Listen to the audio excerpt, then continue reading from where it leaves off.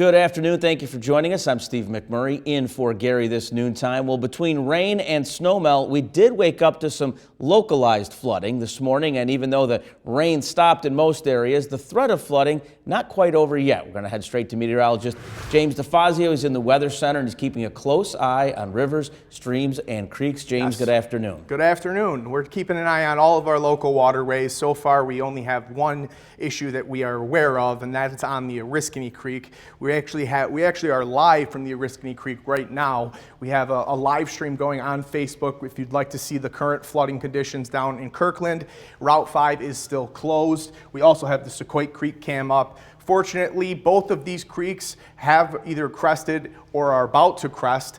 There's the road closure for you right here, right between Limberlost and Route 233. Route 5 in Kirkland is closed until further notice, and that's due to the Oriskany Creek flooding. Fortunately, it is beginning to crest now. Downtown Utica, things have dried out. Temperatures across the area, they're beginning to drop, but they really haven't dropped much yet. We're going to see these temperatures really steadily drop as we head into the afternoon hours. We're going to go from the upper 30s down into the lower 30s, eventually all the way into the upper 20s by tonight. It's 37 degrees with cloudy conditions. We're up to 10 miles an hour. That wind is only going to continue to increase tonight.